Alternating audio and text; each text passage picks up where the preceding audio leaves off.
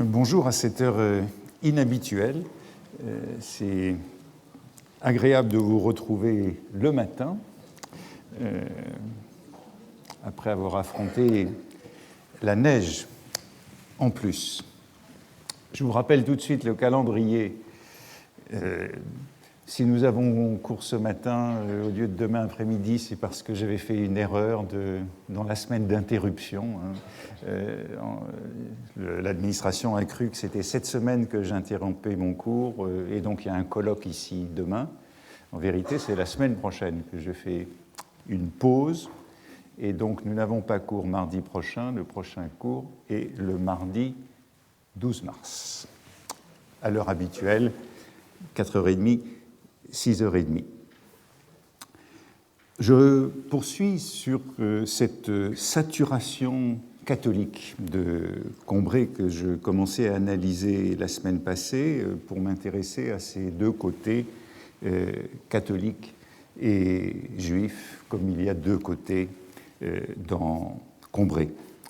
Et la semaine passée, j'avais donc terminé par une petite digression ou excursion autour des vertèbres, les fameuses vertèbres du front de la tante Léonie, mais pour y trouver ou retrouver ce motif du chapelet de vertèbres, et donc bien un thème catholique, un thème qui était rattaché à la danse macabre. Autrement dit, nous n'étions pas sortis de ce système catholique qui imprègne tout Combray.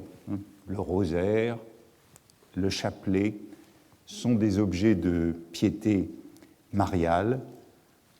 Ils viennent de la couronne de roses de la Vierge, le rosaire, corona en italien, c'est la couronne de roses, qui se transforme dans cette phrase en couronne d'épines du Christ. Et nous allons revenir à Marie, à la Vierge aujourd'hui, pour voir qu'elle est en effet intensément présente dans ces pages de Combray. Je poursuis donc avec cette journée du dimanche, avec messe, puisque tout le début de Combray, c'est un dimanche, avant de passer au samedi, avec messe, et pour y retracer ce motif catholique. Pendant que ma tante devisait ainsi avec Françoise, j'accompagnais mes parents à la messe. Que je l'aimais, que je la revois bien, notre Église, avec ce nous dont j'ai souvent parlé, son vieux porche par lequel nous entrions, noir, grêlé comme une écumoire, était dévié et profondément creusé aux angles, de même que le bénitier où il nous conduisait, comme si le doux effleurement des mantes des paysannes entrant à l'église et de leurs doigts timides prenant de l'eau bénite pouvait, répété pendant des siècles, acquérir une force destructive, infléchir la pierre et l'entailler de Sion, comme on trace la roue des carrioles dans la borne contre laquelle elle bute tous les jours. C'est le début de la description de cette église, et en me redemandant, comme d'habitude, dans une sorte de lecture innocente, candide, comment réagit le lecteur de 1913? Dans quel roman est-on qui inaugure ainsi cette description par une église? Et puis ensuite, il y a le clocher qui résume tout le village à l'arrivée à Combray, puis la visite de monsieur le curé et son érudition sur l'église, le mauvais temps aux rogations, les 3 jours qui précèdent l'Ascension.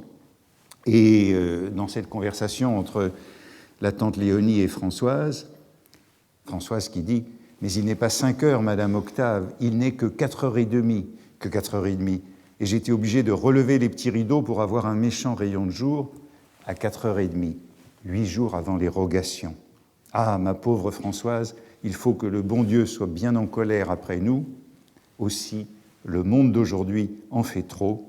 Comme disait mon pauvre Octave, on a trop oublié le bon Dieu et il se venge. » Passage exemplaire de cette candeur catholique de ces conversations entre Léonie et Françoise.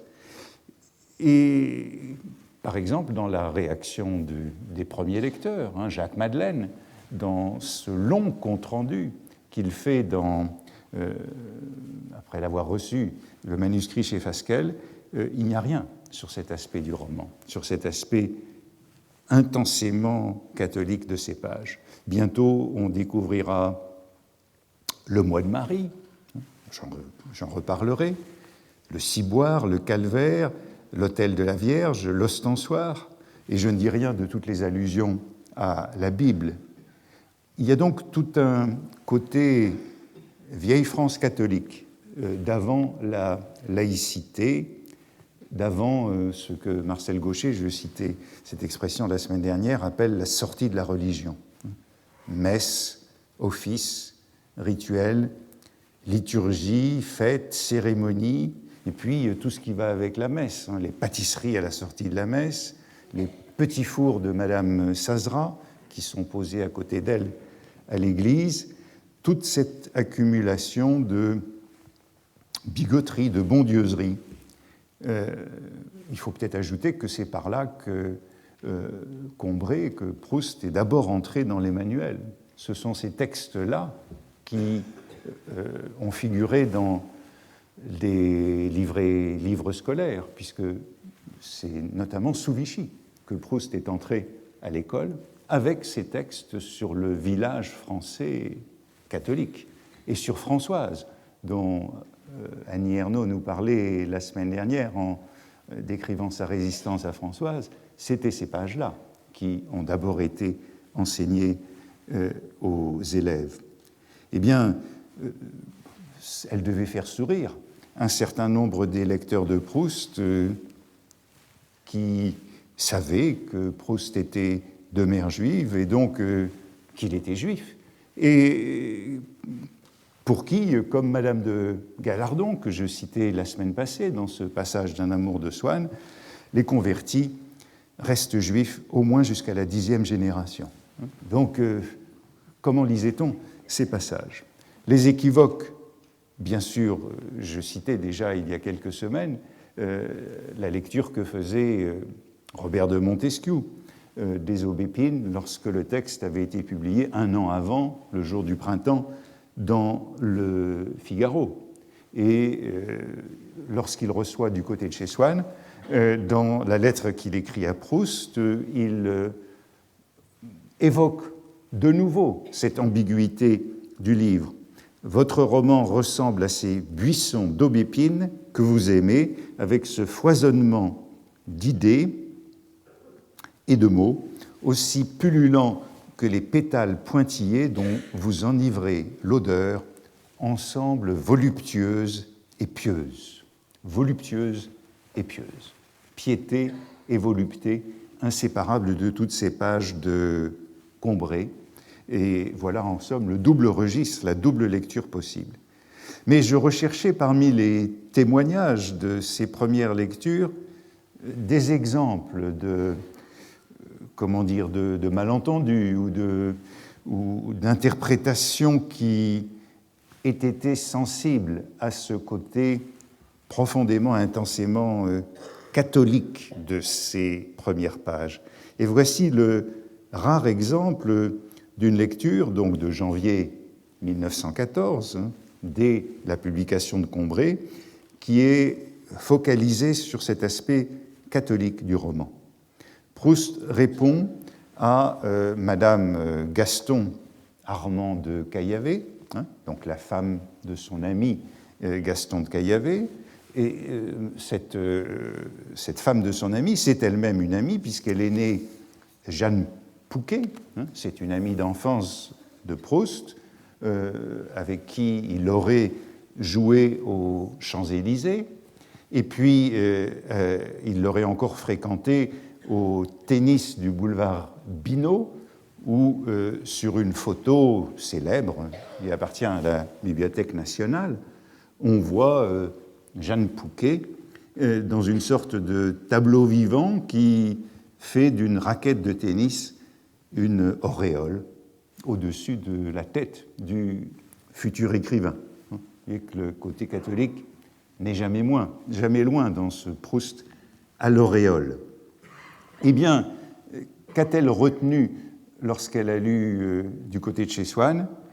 Nous n'avons pas sa lettre, mais nous avons la réponse de Proust. Et elle a retenu un récit de première communion. Voici ce que Proust lui écrit. « Je vous remercie aussi de tout ce que vous me dites de mon livre.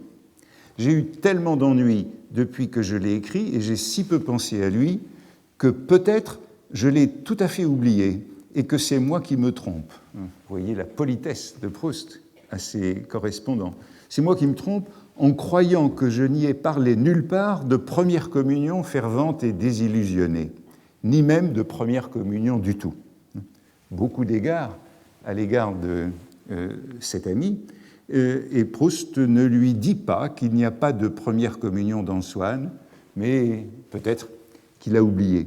Puis il continue, toujours aussi poliment, mais tant mieux, Félix culpa, dit-il, puisque cela me vaut cette évocation de vos propres souvenirs de première communion qui ont pour moi tant de poésie. Dans sa lettre, cette lectrice lui a donc raconté, prenant prétexte de Combray, sa propre première communion. Et bien sûr, on se demande d'où vient le malentendu. Où a-t-elle trouvé un récit de première communion dans Combray? A-t-il été suscité par le seul passage de Combray où figure le mot « communion » que j'ai déjà cité? C'est lors du baiser du soir de la mère à son fils. Elle avait penché vers mon lit sa figure aimante et me l'avait tendue comme une hostie pour une communion de paix où mes lèvres puiseraient sa présence réelle et le pouvoir de m'endormir. Bon, il s'agit manifestement d'une communion métaphorique et en tout cas c'est dans les toutes premières pages et cette amie n'aurait pas été bien avancée dans sa lecture à moins qu'elle n'ait fait que feuilleter le livre et penser qu'il était tellement saturé de ce catholicisme qu'il était impossible qu'il n'y fût pas question d'une première communion. Proust a fait sa première communion. On ne sait pas si elle a été une désillusion, comme pour Jeanne Armande Caillavet, mais c'est quelque chose qui lui importe, cette première communion. Un soir de juillet 1916, pendant la guerre, il attend son ami Lucien Daudet, qui, au bout du compte, ne viendra pas lui rendre visite. Et il fouille dans des tiroirs des meubles de ses parents qui sont dans son salon, et il tombe, dit-il à Lucien Daudet dans une lettre, sur le certificat « Pourquoi ?» de mon baptême et de ma première communion. Puis il ajoute dans une parenthèse, comme toujours intéressante chez Proust, « pas contemporains l'un de l'autre ». Comme pour un nom qui n'est pas donné dans l'édition de la lettre par Lucien Daudet, comme pour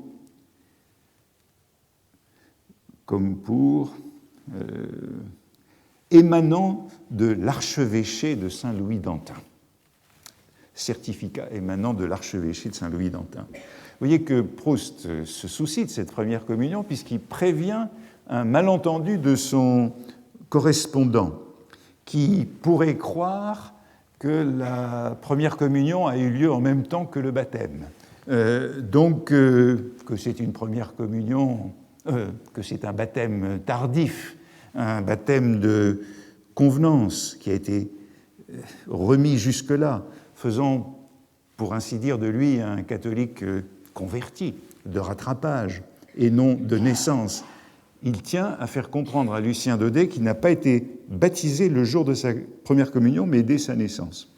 En même temps, qu'est-ce que cette lettre où on évoque l'archevêché de Saint-Louis-d'Antin, qui est la paroisse très ordinaire, voisine du lycée Condorcet. Philippe Kolb, lorsqu'il a édité cette lettre, a consulté le registre des actes de baptême de Saint-Louis-d'Antin et vérifier que Proust y a bien été baptisé le 5 août 1871, c'est-à-dire moins d'un mois après sa naissance, et qu'il avait pour parrain Eugène Mutiot et pour marraine Hélène Louise Ouette, personnages qui ont complètement disparu de sa vie au-delà de ce jour du baptême. On en sait un tout petit peu plus sur ce parrain de Proust, qui était un magistrat, apparemment chassé de la magistrature à l'avènement de la République en 1870-71 et ami du condisciple, du frère de Jeanne Weil, l'oncle de Proust donc. Quant à la marraine, on n'en sait rien. Cet Eugène Mutiot, c'est aussi un collectionneur d'art moyen-oriental et japonais après avoir quitté la magistrature. Quant à la date de la première communion, elle est inconnue. Mais c'est une date qui marque Proust, qui l'évoque encore, en tout cas son narrateur, dans Les jeunes vies en fleurs, pour dire les changements rapides, comme dans un kaléidoscope, c'est toujours l'image qu'il utilise, de la stratification sociale, celle des castes de Combray que l'on avait cru immuables.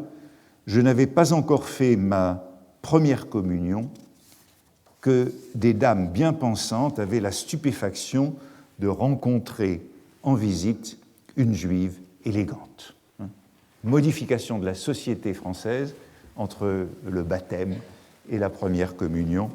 Et bien sûr, tout ça, ce kaléidoscope sera encore bouleversé puisque Proust ajoute que l'affaire Dreyfus transformera encore tous ces rapports. Tout ce qui était juif passa en bas, fût-ce la dame élégante, et des nationalistes obscurs montèrent prendre sa place. Enfin, vous voyez que, comme Jeanne Pouquet, on lit ce qu'on veut dans le livre de Proust. Et Proust commande d'ailleurs cette bévue justement dans une lettre à Montesquieu, quelques jours après. Il dit que de son livre, on ne parle jamais qu'avec erreur qui prouve oubli ou non-lecture. Tous ses correspondants qui lui font part de leur lecture, bon, c'est quelque chose à quoi on est habitué quand on publie des livres, de mauvaise lecture. Et il ajoute, sans aller toujours jusqu'au point d'une dame de nos amis qui, elle, devait m'écrire « Je relis ». Et voilà, on a à peu près la citation de ce que Jeanne Pouquet lui avait dit. « Je relis sans cesse ce passage de Swann relatif à la première communion, car j'ai éprouvé les mêmes angoisses, les mêmes désillusions. » Or, poursuit Proust, il n'y a nulle première communion dans ce livre. Plus de politesse cette fois. Bon, il ajoute que c'est tout de même mieux que la réaction de son ami Louis d'Albufera, qu'il cite aussitôt, et qui, lui, ne se rappelle pas s'il a lu ou non Swann. En janvier 1914, le livre a été publié en novembre, et qui lui a dit « Si je l'ai reçu, me dit-il, tu peux être sûr que je l'ai lu. Mais je ne suis pas certain de l'avoir reçu. » Visiblement, Albufera ne savait pas parler des livres qu'il n'avait pas lus. Et on a tous connu ça. Et il faut voir les lettres de Proust à Paul Soudet ou à Henri Guéon, après leurs articles dans Le Temps, dans la Nouvelle Revue Française, où il cherche à leur expliquer ce qu'il a voulu faire.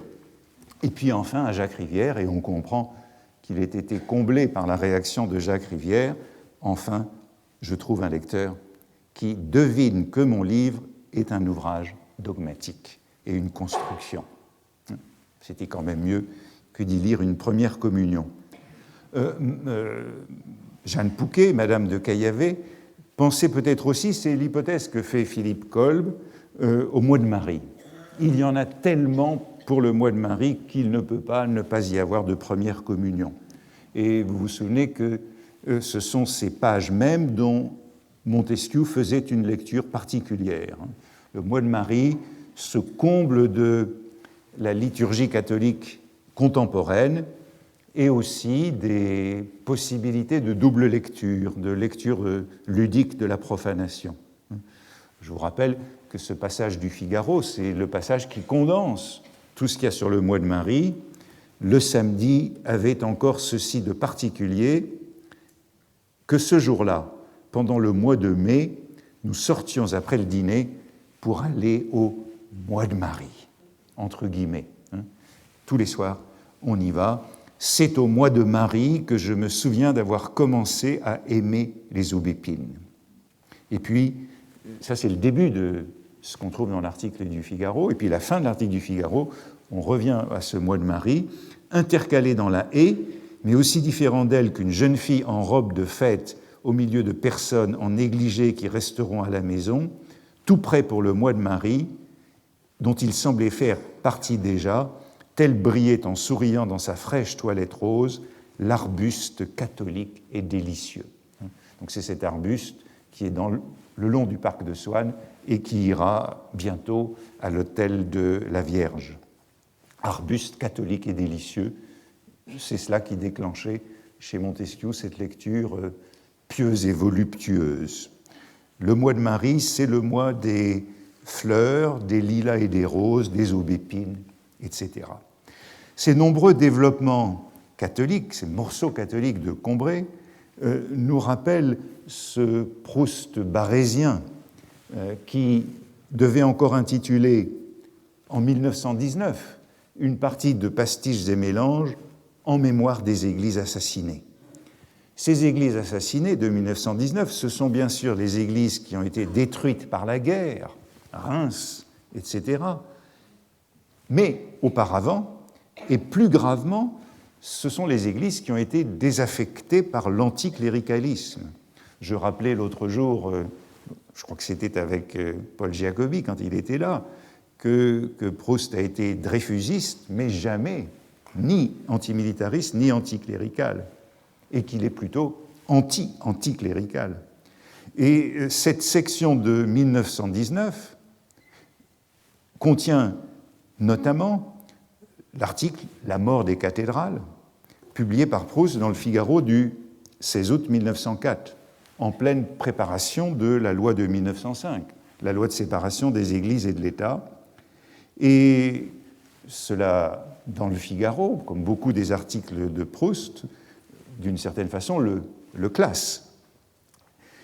Un an auparavant, il avait écrit une très longue lettre qui est capitale à son ami Georges de Loris, en juillet 1903.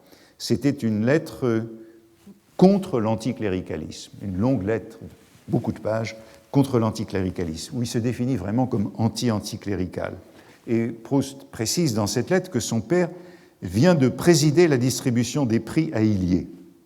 Cette distribution des prix a lieu en l'absence du curé, qui n'est plus invité depuis les lois de Jules Ferry. Et Proust condamne également dans cette lettre l'anticléricalisme de son oncle, Jules Amiot, le mari de sa tante Élisabeth, qui est le modèle de la grand-tante de Combray. Et vous voyez que contrairement à la famille de Combray, la famille d'Illiers était au moins en partie anticléricale, sortie de la religion.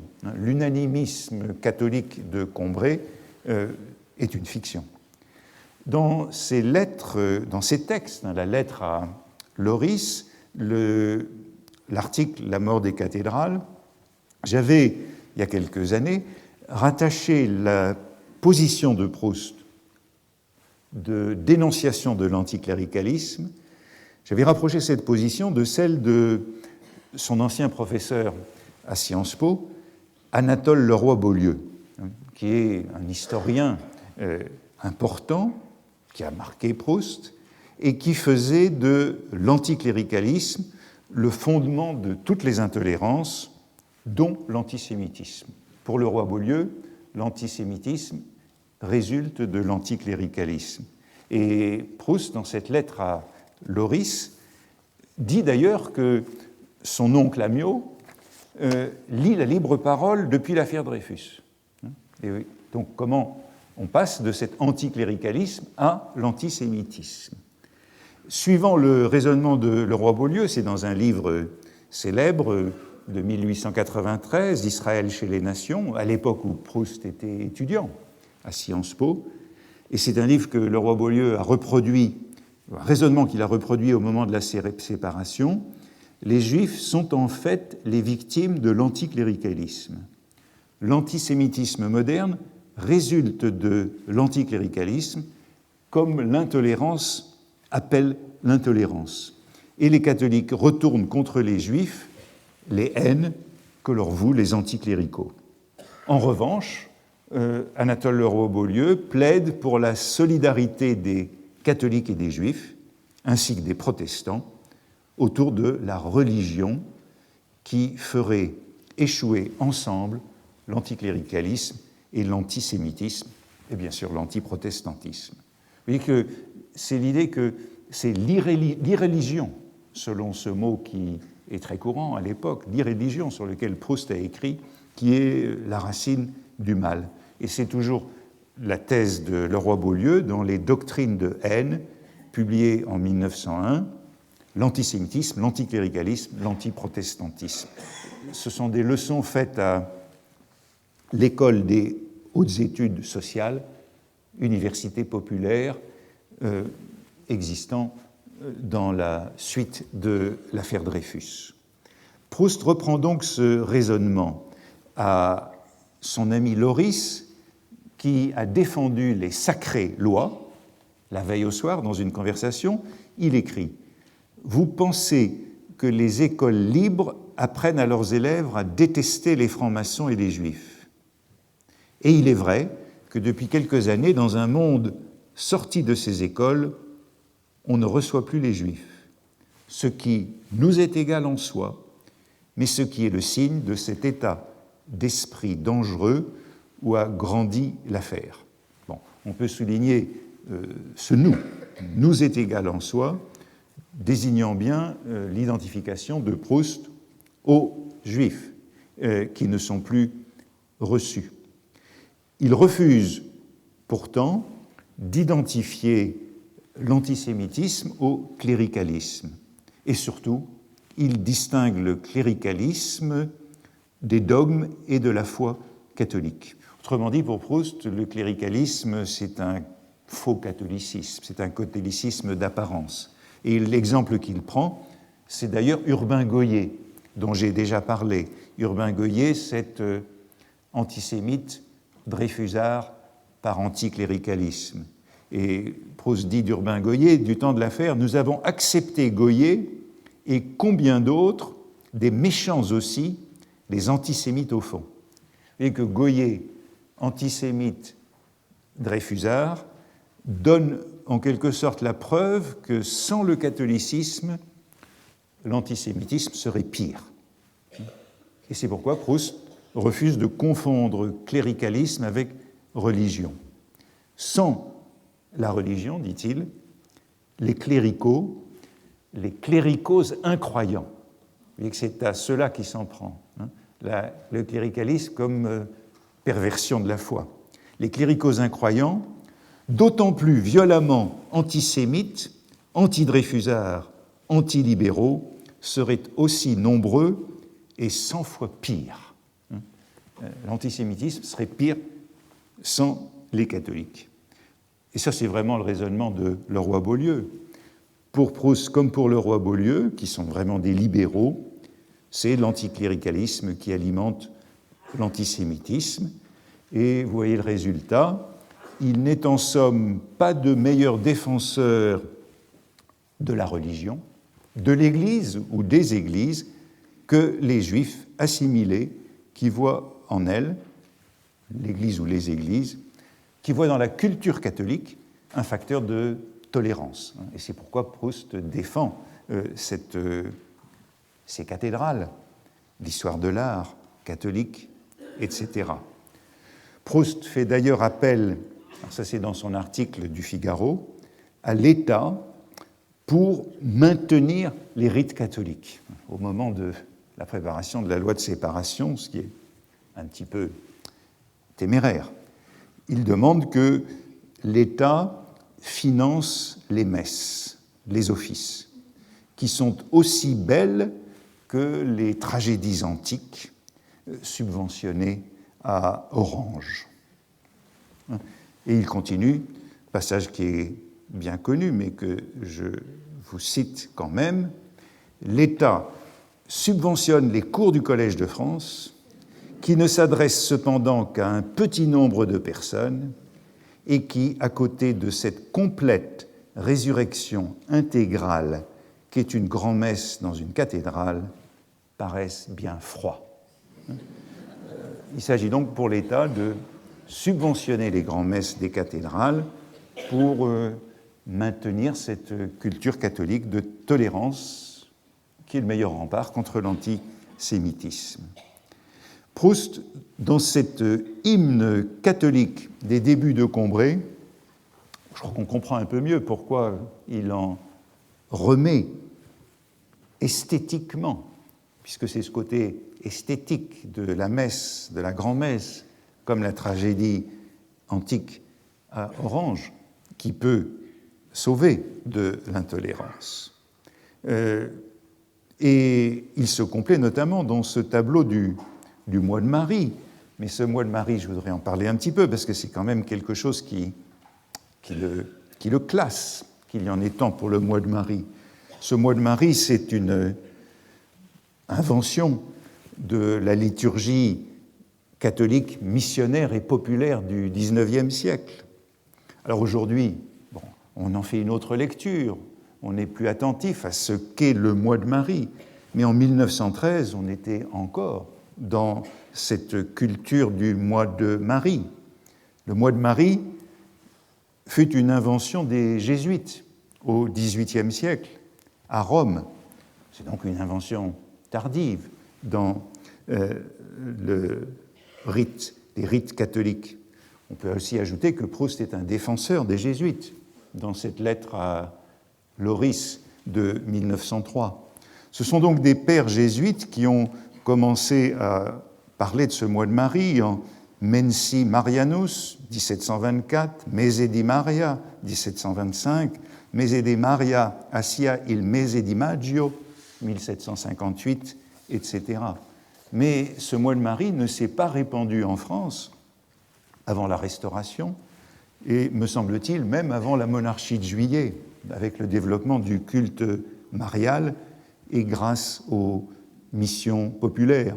Les premiers livres italiens sont traduits en 1816, 1827, les livres que je venais de citer.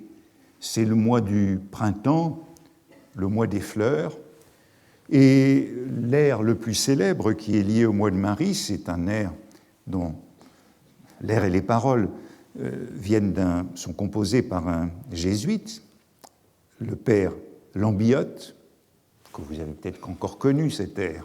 C'est le mois de Marie, c'est le mois le plus beau. À la Vierge chérie, disons un chant nouveau.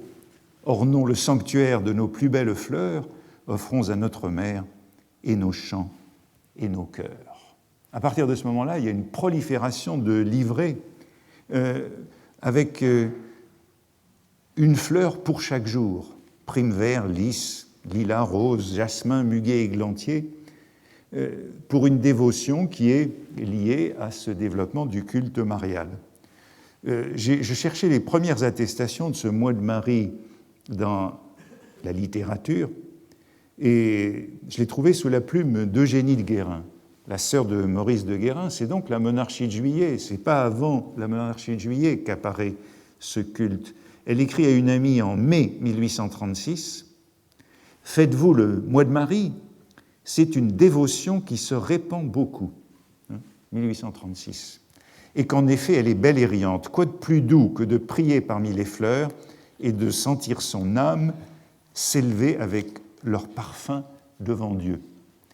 On peut dater en gros le premier mois de Marie d'Eugénie de Guérin en 1836. Et l'année suivante, 1837, elle écrit « J'ai rapporté d'Albi le nouveau mois de Marie de l'abbé Le Guillou, livre suave et doux, tout plein de fleurs de dévotion.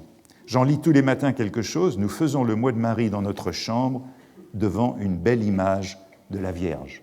Ce livre du Père Le Guillou, c'est la traduction d'un livre italien, d'un des premiers, avec des choix de prières et de cantiques. Vous voyez que ça nous renvoie aussi à l'orléanisme que je mentionnais, je crois, la semaine dernière ou la précédente, cet orléanisme qui est le régime parfait pour la bourgeoisie juive assimilée. Ce mois de Marie, c'est un grand succès du XIXe siècle. Il est cité dans le journal de Michelet, Baudelaire l'évoque dans Les Paradis artificiels, il est partout chez Hugo, Flaubert, Zola, et bien sûr, à l'âge de Proust, chez Francis James. Il est inséparable, je crois, dans son développement de ce culte marial. Depuis, on peut le dater en France, du miracle de Catherine Labouré, rue du Bac, en 1830. La chapelle se visite toujours. La Salette, 1846. Lourdes, 1858. Le dogme de l'Immaculée Conception, 1854. Ou encore la fondation des Enfants de Marie, 1837. Cette élite orpheline de la piété. En 1918, Proust compare son ami Paul Morand à un enfant de Marie, marbre de Phidias, jeune successeur de Mosca, à l'occasion, enfant de Marie. Bref, vous le voyez, l'évocation du mois de Marie, de ce culte marial dans Combray, rattache Proust à un catholicisme qui est très marqué en 1913, c'est celui des missions populaires. Et il est évidemment connu de ses lecteurs. Il sait qu'en introduisant le mois de Marie dans son roman, c'est le mois des communions et des baptêmes. C'est le mois de la première communion. La voici, cette première communion. C'est le mois durant lequel on ne se marie pas. On se marie en avril et en juin, le mois du Sacré-Cœur. Les rogations, ces rogations que j'évoquais tout à l'heure avec la tante Léonie, elles marquaient le début d'une période de 3 semaines durant lesquelles le mariage était interdit, du temps de Proust. Et cela rejoint des croyances populaires, puisqu'un mariage en mai menace la femme de stérilité. Les Romains le pensaient déjà. À Rome, c'était le mois où l'on fêtait les morts. Se marier en mai, cela porte malheur. C'est d'influence néfaste. Ce qui fait qu'on peut se demander quand a lieu le mariage de mademoiselle Percepied à la fin de Combray. Ce fameux mariage à l'occasion duquel le héros aperçoit enfin Oriane, la princesse des Laumes, duchesse de Guermantes. Eh bien, on peut trouver la réponse dans un brouillon. C'est lors de l'Assomption, fête de Marie, que le héros aperçoit Madame de Guermantes à l'église. Sa mère lui a appris qu'elle doit venir rendre le pain béni le jour de l'Assomption. Je reviendrai dans un moment sur cette expression importante. Rendre le pain béni. Mais restons encore un instant sur ce mois de Marie. Le manuscrit de Combray, c'est la mise au net de 1909, contient un dialogue ironique et explicite avec les aubépines. C'est le héros qui parle aux aubépines. Et c'est un dialogue très intéressant. Mais pourquoi les aubépines qui sont le long de la haie du parc de Monsieur Swann, mais pourquoi est-ce que votre sœur n'est pas là, dit-il à une aubépine. Il y a toute une aubépine de partie. Il y a toute une aubépine de partie, d'enlever. Ah, voici que commence le texte. Ah, celle-là est à l'autel de la Vierge pour le mois de Marie. Vous la verrez, vous verrez ce qu'elle est jolie. C'est la plus jolie, la plus fraîche de nous toutes. C'est pour cela qu'on l'a choisie. C'est que je ne crois pas du tout que je vais au mois de Marie. Comment? Vous n'allez pas au mois de Marie? Vos parents ne sont pas républicains, je suppose. Sans cela, il n'y a rien de fait. On ne me permet pas de parler aux jeunes gens qui ne sont pas de ma religion. Passage assez extraordinaire que cette opposition des républicains et du mois de Marie et des gens de sa religion. Et ça continue.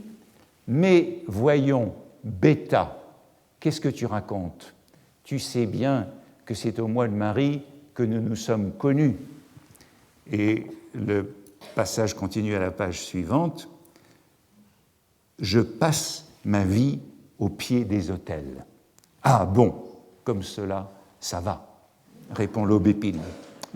C'est un dialogue étrange que celui-ci entre l'aubépine, une jeune vierge catholique, l'Arbus catholique, et le héros qui est soupçonné d'appartenir à une famille républicaine et d'être d'une autre religion, et qui traite l'aubépine de Bêta, nom de Bêtas d'ailleurs, féminin de Bêta, Bêtas, c'est comme ça que la mère du héros se qualifiait lors du baiser du soir, lorsque le héros pleurait et qu'ils allaient lire George Sand.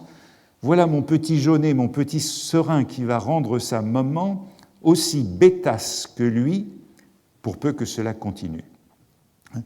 Il y a donc ici, à travers ce bêta, cette affection, mais le héros précise en tout cas que sa famille n'est pas républicaine et qu'il passe sa vie au pied des autels.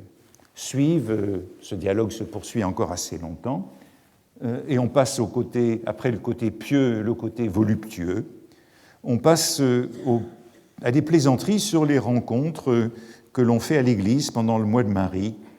C'est l'occasion de se fréquenter et de badiner pour les jeunes gens et les jeunes filles.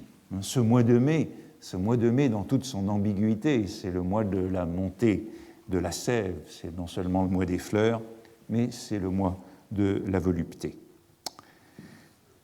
C'est encore l'occasion pour moi de refaire un bref retour sur cette image des fils de la Vierge que j'ai évoquée il y a quelques semaines, ces fils de la Vierge, cette toile d'araignée,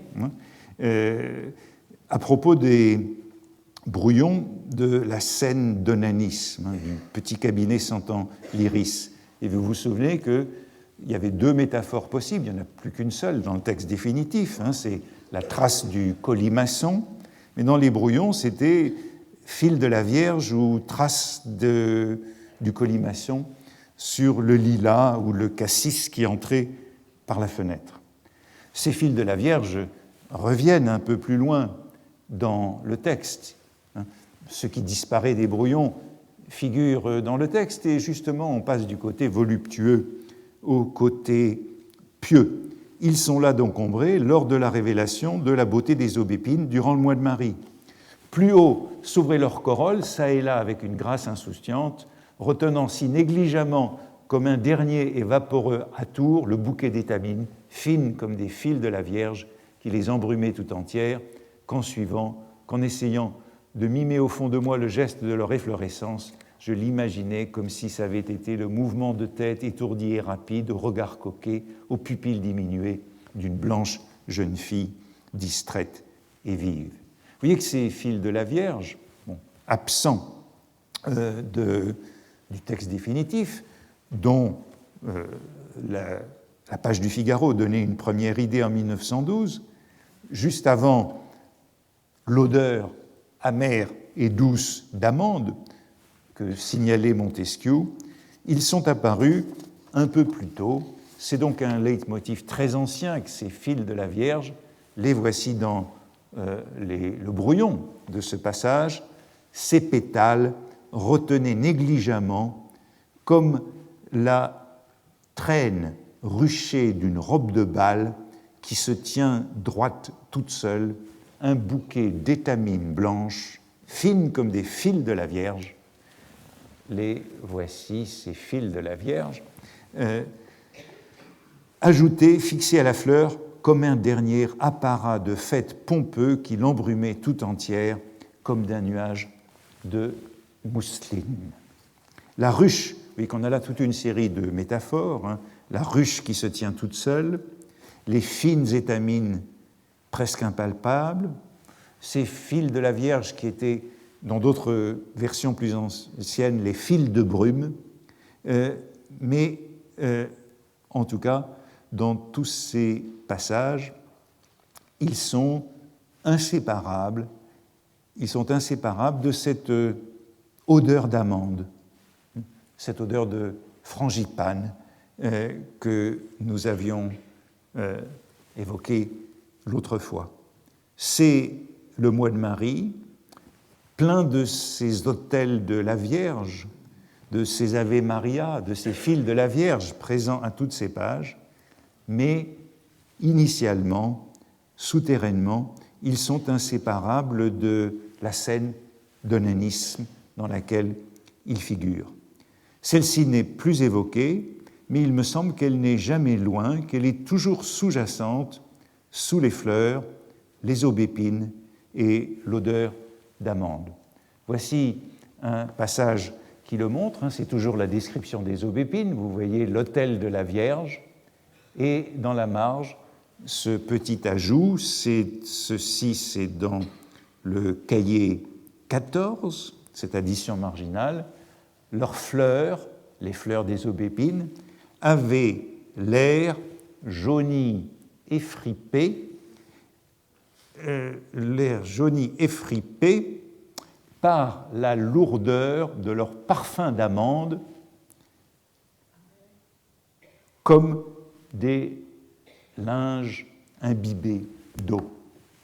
Alors vous y retrouvez ce parfum d'amande, qui est donc le parfum de la frangipane, dont nous disions l'autre fois que c'était à la fois le parfum du cuir, hein, le parfum du gant féminin, et puis celui du gâteau aux amandes. Et ici, on est dans l'équivoque, puisque le parfum d'amande, c'est celui des fleurs, et puis cette image du linge imbibé d'eau, associé à ce parfum d'amande.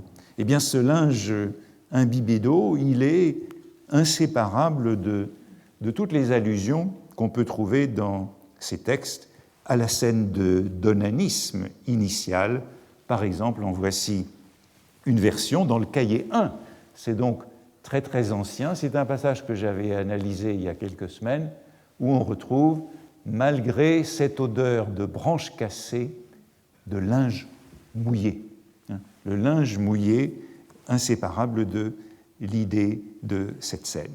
Vous voyez que ce réseau, ce tissu catholique très profond avec toutes ces métaphores, ne s'arrête pas avec le mois de Marie et les aubépines. Il se poursuit jusqu'au bout de Combray, par exemple dans la scène de Saint-André des Champs. Souvent aussi nous allions nous abriter pêle-mêle avec les saints et les patriarches de Pierre sous le porche de Saint-André des Champs, que cette église était française. Enfin, je voudrais analyser un moment l'apparition de Madame de Guermantes dans l'église pour le mariage du docteur Percepied. C'est le dernier moment catholique de Combray, si vous voulez. Et je vous disais que, suivant une esquisse, il avait lieu lors de l'Assomption, où la mère du héros lui apprend, voici le passage, « Mais un jour », c'est dans le cahier 13, hein, « Mais un jour, maman me dit,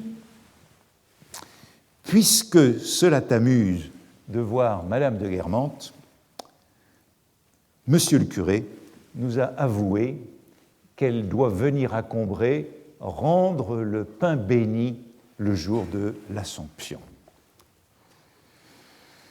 Et quand j'arrivais à l'église, je vis que, de ma place, de notre place, nous ne pouvions pas la voir, mais au moment de l'offertoire, un mouvement se fit et sur le chemin qui passe entre les chaises, entre deux haies de monde, elle s'avança. C'est donc le cadre dans lequel, initialement, le héros voyait enfin Madame de Guermantes. Et un peu plus bas, c'est le même cahier, en bas de la page, mais à ce moment, je remarquais, la distribution n'était pas encore commencée. On est un petit peu plus loin dans la messe, la distribution n'était pas encore commencée. Voilà encore une allusion qui n'est plus dans le texte définitif, mais qui nous rattache vraiment à quelque chose d'important dans la liturgie catholique, à une pratique dévotionnelle que Proust a donc encore bien connue, un ancien usage, celui de la pastorale du pain béni. Rendre le pain béni, voilà ce que fait Madame de Guermantes dans ce passage. Rendre le pain béni. Le pain béni est non consacré, comme les hosties, qui étaient distribuées à ceux qui ne communiaient pas, à tous, que l'on mangeait sur place ou que l'on rapportait chez soi aux absents, aux malades. Ainsi défini dans le dictionnaire de Littré, pain béni, pain que le prêtre bénit et qu'on coupe par morceaux pour le distribuer aux fidèles durant une messe solennelle. Un morceau, un chanteau de pain béni. Rendre le pain béni, donner à l'Église le pain qui doit être béni, aller présenter ce pain à l'offrande. Exactement ce que fait Madame de Guermantes. Aller présenter ce pain à l'offrande lorsque le héros l'aperçoit. Les paroissiens, les familles offraient, apportaient le pain béni à tour de rôle à la grand-messe. Voilà le rituel et esthétique que Proust défend. Apporter le pain béni quand son tour est venu, c'est désigné dans le français depuis le XVIIe siècle et donc jusqu'à Proust par cette expression « rendre le pain béni ». Sans doute parce que le reste du temps, on a mangé le pain qui était fourni par les autres paroissiens. Et on lit dans le dictionnaire de l'Académie française, en 1694, sous le mot « chanteau », on appelle chanteau de pain béni, donc c'est le morceau de pain béni, ou absolument chanteau, le morceau de pain béni qu'on envoie à celui qui doit rendre le pain béni la semaine ou le dimanche prochain. Ainsi, le relais passe entre tous les paroissiens et toutes les familles pour celui qui doit apporter le pain. Et c'était une obligation d'Ancien Régime. Madame de Sévigné, Proust était au courant, notamment par Madame de Sévigné, qui écrit à Bussy-Rabutin en 1689 « Si on me tourmente pour l'usufruit, je vous demande pardon, mon cher cousin, mais je me jetterai sans balancer dans la bourgeoisie de Paris. Elle se comportera comme une bourgeoise si on lui fait des ennuis. Je montrerai les baux de mes maisons, je produirai mes quittances des boues et des lanternes, je ferai même voir que j'ai rendu le pain béni. » Rendre le pain béni, c'est donc comme une taxe pour les paroissiens. Et l'expression est en effet très belle. Rendre le pain béni, c'est donner en retour, c'est redonner ce qui est dû. Et le pain béni dans les églises chrétiennes orientales, puisque c'est un usage français assez qu'on ne trouve pas dans les autres pays d'Europe, ou rarement, mais dans les églises occidentales, qui s'appelle antidoron. C'est le contre-don, tout simplement. C'est le contre-don, le don rendu, est courant dans le rite byzantin. Il faudrait ici relire Marcel Mauss, parce que cette circulation du pain béni, c'est à la fois ce qui fait le lien dans la paroisse, c'est le lien social de la paroisse, mais c'est aussi ce qui fait une différence sociale, parce que tout le monde ne peut pas fournir ce don du pain. Et il est probable d'ailleurs que le jour du de l'Assomption, lorsque la duchesse de Guermantes rend le pain béni, ce n'est pas du pain, mais de la brioche. On donne de la brioche les jours de fête. Souvenez-vous de Marie-Antoinette qui disait « S'ils n'ont pas de pain, qu'ils mangent de la brioche ». Peut-être, après tout, était-ce une allusion à ce pain béni. Bon, l'usage est en train de se perdre du temps de Proust, mais voici un tableau qui était au musée d'Orsay de Pascal Dagnan-Bouvray, 1885, enfance de Proust. Voilà la distribution du pain béni par l'enfant de chœur à la fin de la messe. Et ce pain béni est mentionné dans un roman qui a marqué Proust et qui montre bien l'usage de la campagne, dans Marie-Claire de Marguerite Audoux. C'est le roman d'une bergère illettrée, c'est un grand succès littéraire de 1910, c'est le prix Femina 1910, livre qui s'est vendu à des dizaines de milliers d'exemplaires. C'est le récit d'une enfance orpheline de cette petite fille placée comme servante dans une ferme. Et elle est malheureuse, sauf le dimanche, lorsqu'elle rend visite à un bûcheron pauvre des environs, Jean le Rouge. Aussitôt après la messe, je revenais par le même chemin, les enfants de Jean m'entouraient pour avoir le pain béni que je leur rapportais. Ils étaient 6 et l'aîné n'avait pas encore 12 ans. Mon pain béni n'était guère plus gros qu'une bouchée. Aussi je le remettais à la femme de Jean qui le distribuait à part égale. Et chez Marguerite Audoux, la dimension voluptueuse du pain béni est même présente, puisque aussitôt que ce Jean le Rouge a été chassé de son domicile, l'héroïne, Marie-Claire, y a rendez-vous avec le jeune homme qu'il aime. Et le rite du pain béni continue. Chaque dimanche, j'y retrouvais Henri Deslois, et comme au temps de Jean le Rouge, je rapportais le pain béni que nous partagions en riant. Maintenant, signe d'affection. L'usage s'est perdu, mais il nous en reste évidemment quelques locutions en français, et en tout cas, Proust en garde la trace, et il est probablement l'un des derniers dans la littérature française. C'était donc de la brioche les jours de fête, ce fut sûrement le cas le jour de l'Assomption, et cette expression me fait penser qu'il y a d'autres passages de Proust où le pain béni est présent.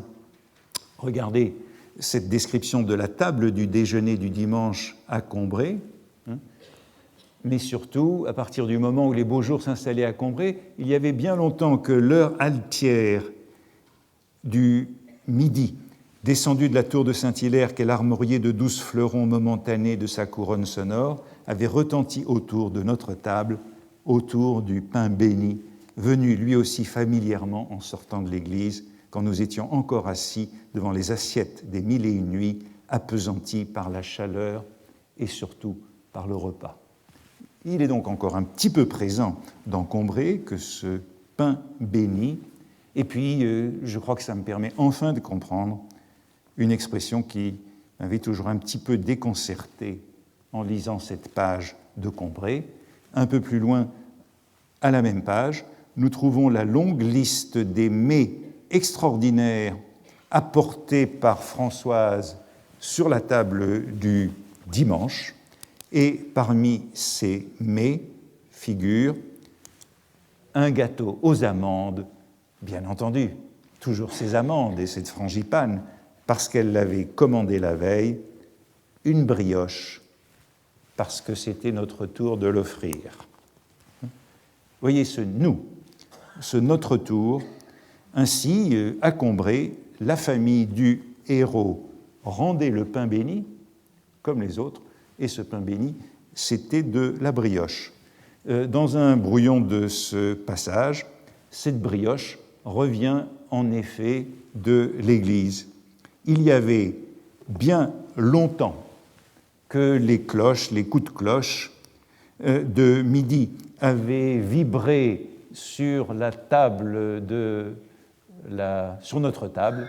Sur notre table, entre la tarte et la brioche qui sortaient comme eux de l'Église. La brioche sortait au singulier, donc la tarte ne sort pas de l'Église, mais la brioche sortait de l'Église. Et ce singulier nous dit bien qu'il s'agit de cette brioche bénie. Ça c'est dans le cahier 14, lorsque le texte est repris dans le cahier 30 en 1910, c'est encore plus explicite. C'est la liste des mets qui sont posés sur la table, et cette liste des mets se termine, après toujours le gâteau aux amandes, par une brioche corrigée en 2 laits, ce qui suggère en effet qu'elle est coupée en morceaux, cette brioche, qu'elle n'est pas entière, une brioche bénie, parce que c'était notre tour, et regardez sous la bifure, c'était le tour de notre banc.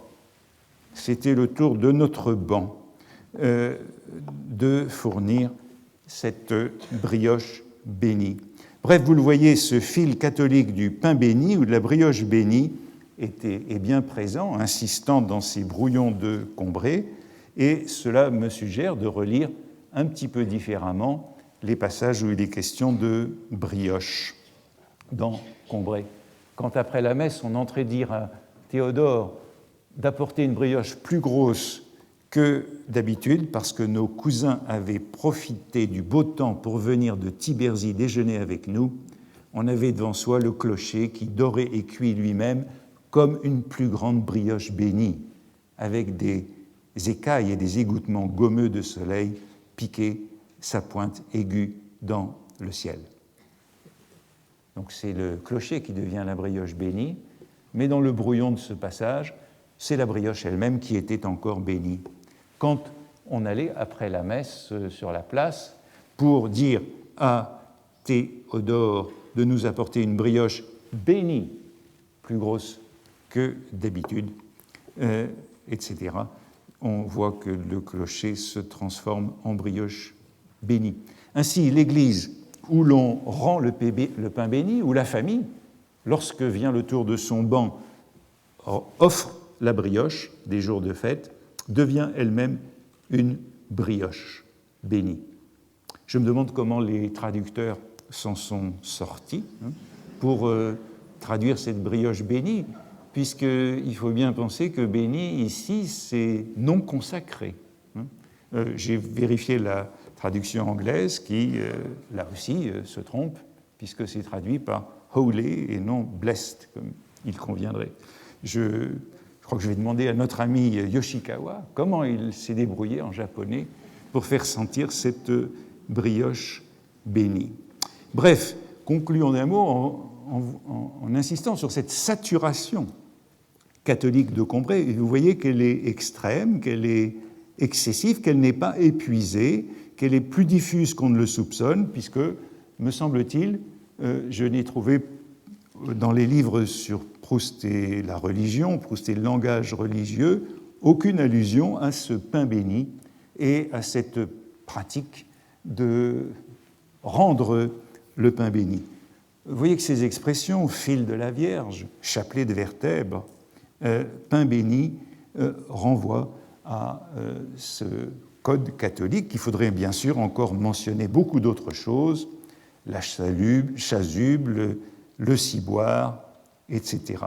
Mais très peu d'indications sur ce qu'en pensèrent les premiers lecteurs, rien, je l'ai dit, dans les rapports, et au fond, la seule allusion, c'est celle de Jeanne Pouquet, qui a trouvé une première communion dans ces passages. Mais peut-être, après tout, comme Montesquieu, elle n'avait pas tort.